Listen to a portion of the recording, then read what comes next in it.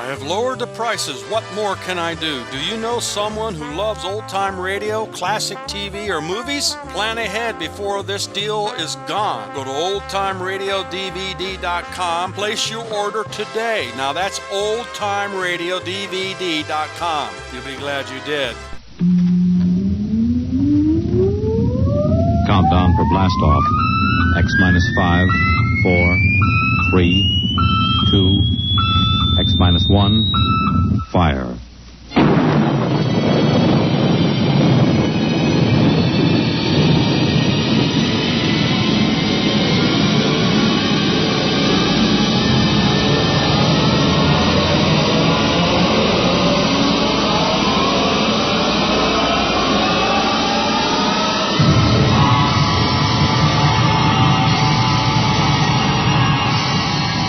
From the far horizons of the unknown come transcribed tales of new dimensions in time and space.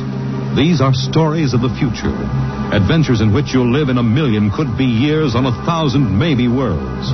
The National Broadcasting Company, in cooperation with Street and Smith, publishers of astounding science fiction, presents X minus 1.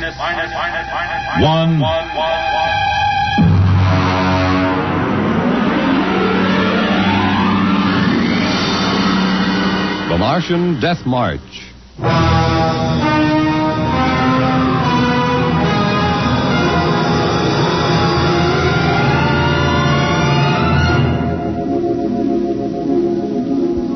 I've always been interested in lost causes. The revolt of the Scottish Jacobites against England, the last stand of the Cherokee and Sioux Indians, and the death march of the Martian Highlanders in 1997. There's been a lot written about that march. The UN Commission report covers 4 volumes, but the whole story isn't down on paper yet. I know it because I was on that march from the beginning to the end. There's one part of the story that no one ever mentions. The Martian Death March of 97 was led by an Earthman.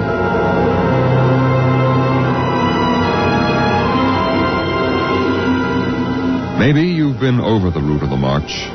There wasn't any highway there 30 years ago in 97. There was desert. Hot, burning desert. I lived at the edge of the Calmac Canal then with my father.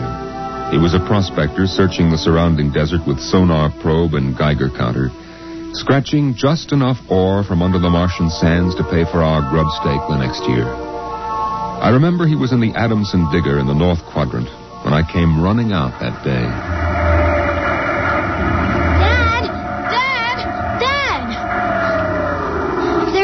Coming, Dad, across the desert. You sure? I saw them. They're a couple of miles out. Well, how many cars? They're on foot. On foot across the desert? Honest, Dad, I saw them. Are you sure it wasn't a light reflection off the canal? No, it was dark against the sand. I don't like that. You run back and get the rifles out. I've got to pull the digger into the shed. Is there going to be fighting, Dad? I don't know. I got a whole year's ore piled out back in the bins, and I ain't going to lose it to no claim jumpers. You go back to the shack and break out those rifles and see they're loaded, you hear? And jump.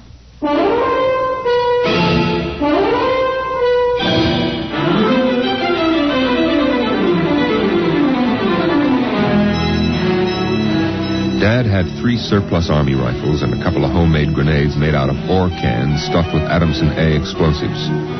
We crouched inside the shack, waiting.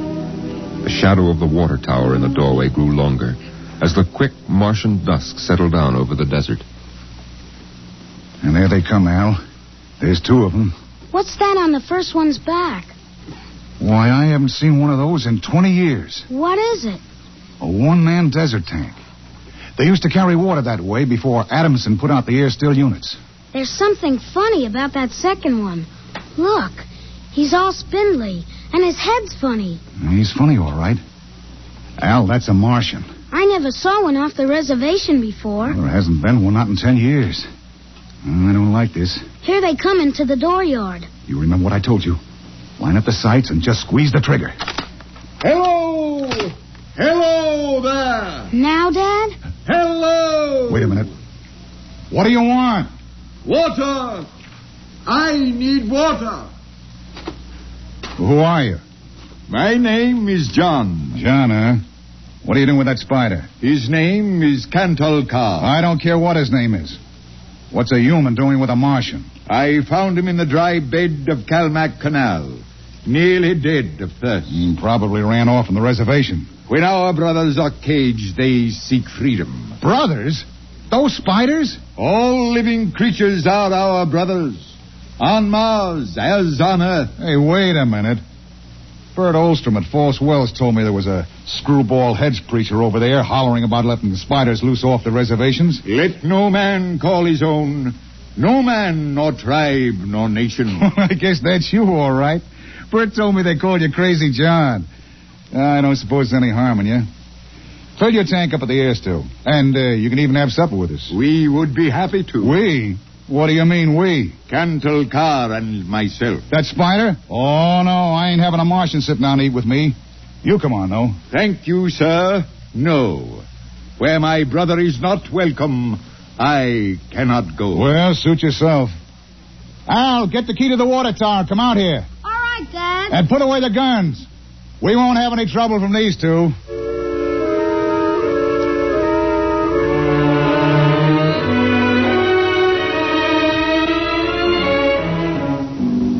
The old man filled his tank at the air still tower, and the Martian went through the ash pile for half-burned fuel brick.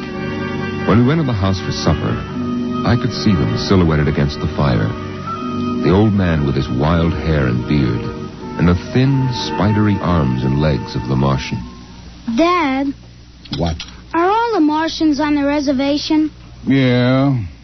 All but a couple of wild ones in the mountains up north. The patrol catches a couple every year. Why? Well, they murder people. No, I mean, why are they on the reservation? Because it's the safest place to keep them. Pest us off. How many are there? Oh, I don't know. A few thousand. They keep dying off. Why? They catch earth diseases. Chickenpox almost wiped out the whole gang of them 2 years ago. Chicken pox? I had that. It didn't wipe me out. You ain't a Martian. I was born on Mars. Well, I mean you ain't one of those spiders. Now eat your food, it'll get cold. Okay. Dad, Oh, what now? were the Martians always on the reservation? Well, since the Outpost 3 massacre, they have been. What was that? Oh, back before you were born, they lived wild in the mountains up north. Were they fierce? Fierce enough. Only place for them spiders, behind wire. Yeah, it sure is.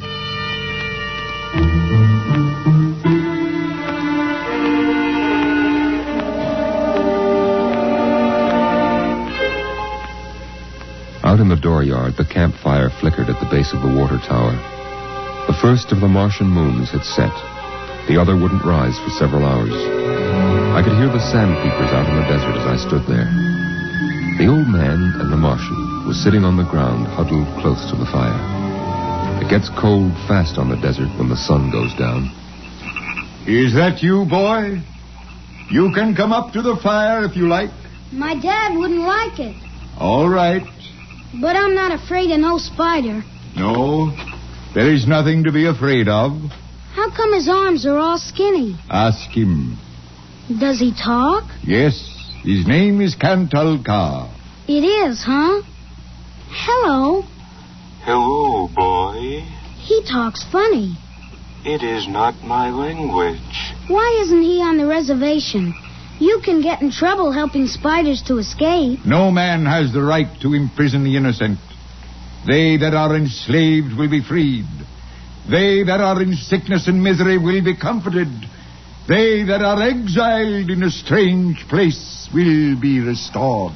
My dad says the spiders are treacherous, cowardly, murdering savages. That's what he says. Boy, there was a time on this world when there were no Earthmen, when the ships and the machinery of Earth were unknown. Then the people of the highlands lived in peace. But today they are a handful, starving, dying behind the wire. But the reservation isn't so bad. Our home is in the mountains of the north, not the desert. I heard a voice which cried out to me in the desert, "Go to your brothers." Do they really call you Crazy John? I have been called many things. You really think we ought to let those old spiders off the reservation? Boy, we die here in the desert. We die in the sun and of the sicknesses you have brought from Earth. That's 'cause Martians are just weak. I'll bet I could knock you down myself. You could. We are a different people. We have not the strength of muscle of Earthmen. But we will not stay here to die. You won't get off the reservation. The patrol takes care of all that. They won't let any stinking old spiders out. Even in the minds of children is planted the poison of evil. How long?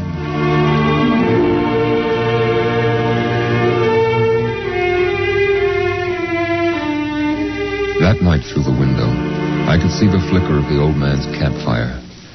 He was walking up and down now, shouting, singing hymns, verse after verse, his white beard catching the light as he passed behind the fire.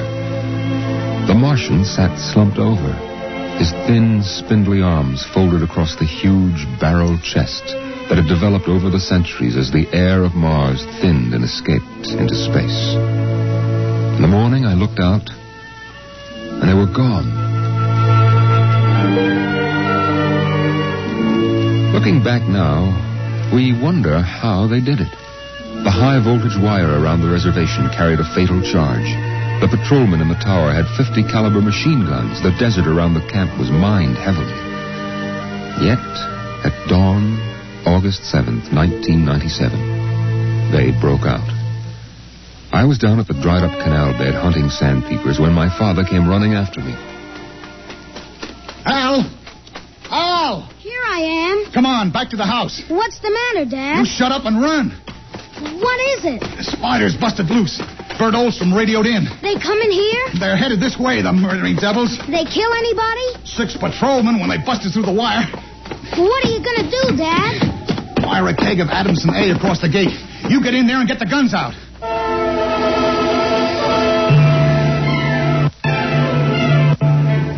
I got the rifles and shoved a full clip in each one. Then I slipped a primer fuse on the homemade grenades and lugged them out to the porch. Dad was running lead wires back to a detonator from a half keg of Adamson A he'd set across the gate. There. And that's set. Now give me one of those rifles. Will they be here soon? You can see the dust over the rise. Murdering spiders. What'll they do? I don't know. Now make sure you get a good sight, Al. Don't waste any bullets. There they are, Dad. There they come. Oh, wait a minute. Hold up now. I want to get a good shot. Let him get closer. Dad, that's Crazy John up in front. There. He's taller than the spiders. You can see his beard. You're right. Oh, that renegade rat. He probably helped him break out of the reservation. Listen, Al. If anything happens to me, you light out back to the shed. You can hide out in the empty ore bins till they go away. Now, you got that? All right, Dad. We're going to come in. The spider's shouting something, Dad. Probably a trick. Get down a little, Al. You're in the way. We're coming in. I got him clear now. Right in the head. Up a little now. Got him. Got him, Al. Dad, look out. They've got guns. Down. Get down. Oh. Dad. Get out, Al. Get out to the shed. Dad, you're hit. Go on. Those spiders are going to rush. Now get going. No, I can't let you. Shut up and get out of here. You hear? Get out of here.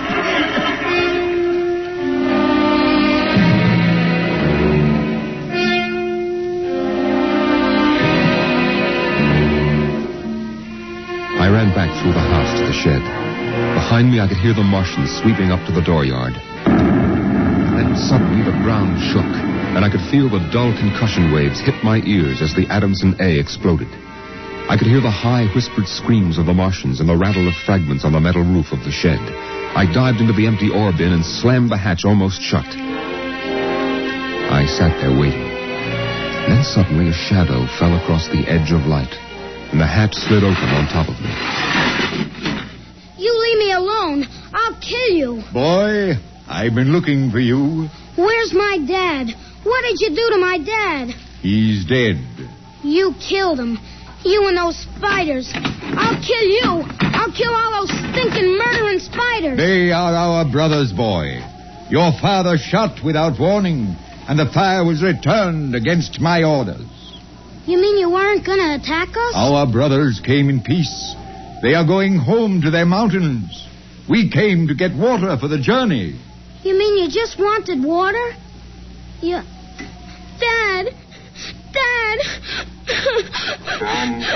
John, the Earth Patrol will be following us soon. We must go. And the boy? We'll have to leave him here with water and supplies. No, the Earth Patrol would question him.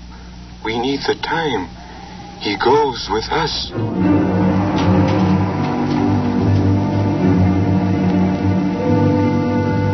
They tore the Adamson air still from the tower and mounted it on poles. They piled our supplies in the yard and loaded them on their backs. And then they started. I marched with the old man at the head, and the column stretched out behind us on the desert. I turned to look back at our house, but the sun was behind it, blinding red. The old man pulled me around as he marched, his eyes fixed on the horizon, where far to the north rose the cool mountains that were the ancient home of the Highlanders. 14 of the Martians died the first day. They dropped to the side of the column when they could go no farther, and died. But the march went on. On the 5th day, we swung wide to avoid a mining settlement, but not wide enough. The miners were in ambush behind a pile of rocks.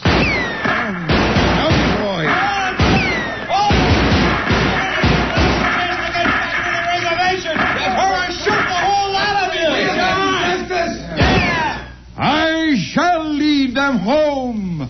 Home to the promised rest. Home to the mountains. March forward! March forward!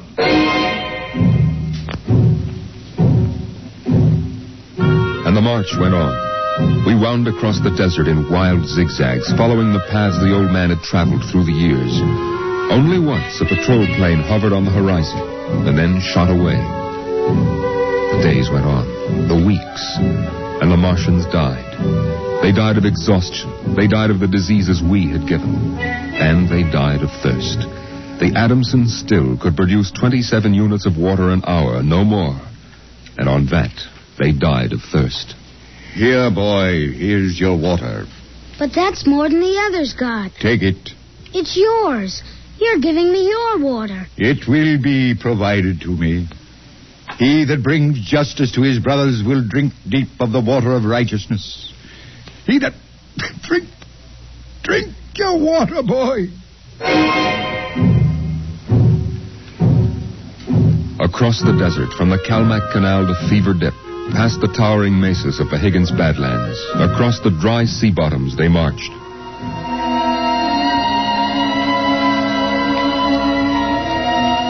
On the 54th day of the march, we halted at evening.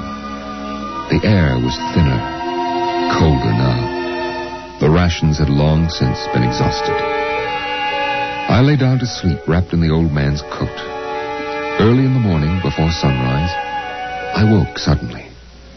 The ground mist that had covered the desert the night before was lifting slowly, and I saw the old man standing by the burned-out fire, the vapor swirling around his legs in the cold light of the false dawn, edging his wild beard. Go back to sleep, boy. I can't. The end is near. I have led them through the wilderness, dry shod across the seas, and before us lie the mountains. You mean we're almost there? When the mist is taken from the eyes of man, the place of refuge can be seen. You mean the mountains? It's over. We're there.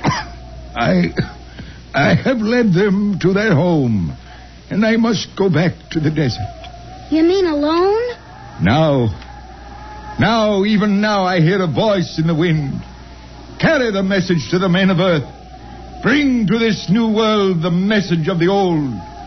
All beings created in the universe are my brothers, and he that harms my brother harms me. Goodbye, boy. You'll be safe now. Goodbye, John. Goodbye.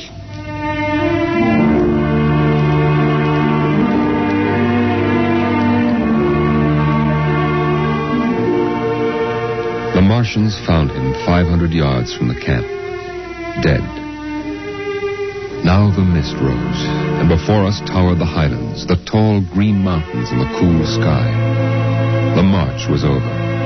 Of the 7,000 Martians who started, 900 were alive. They gathered now on the rise of ground and faced the hills. Their thin bodies wavered as they stood, and some dropped to the ground as they stood there. But there was a light of hope in their large, staring eyes. Most of them had died, but they had died on the way home, and now the march was over.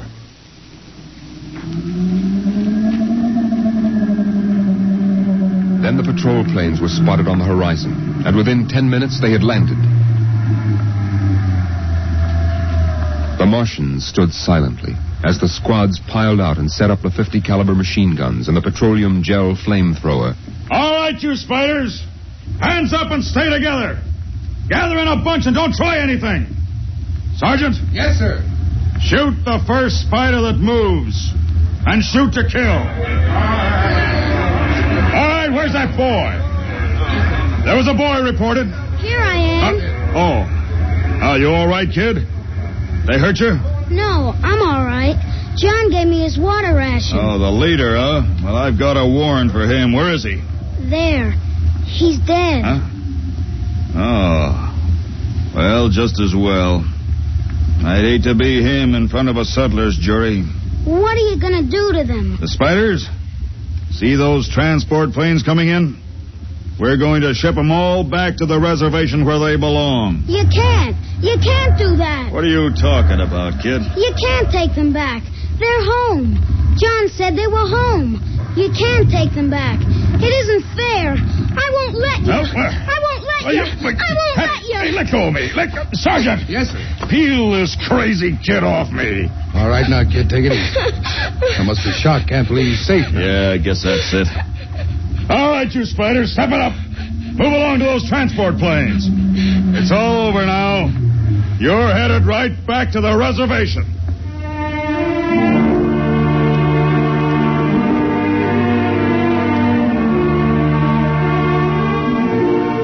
They separated them in groups of 50 and loaded them on the planes. 900 out of 7,000. And soon the first big-bellied ships waddled out on the hard sands and lifted slowly into the air, headed back to the south, flying over the trail of dead and dying who started on the march to the highlands, the march to home. Don't worry about them spiders, kid. We'll take care of them. Come on now, kid. You'll feel better as soon as you get back to civilization. Before the plane took off, I looked once more at the green mountains towering through the mist. And then, just before the motor raced, I saw John. Crazy John propped up against a dognut bush where the Martians had placed him. The wind from the south gave the wild hair and beard a rippling life. He faced the hills, the home and rest he had promised his brothers, as he led them through the wilderness of Mars.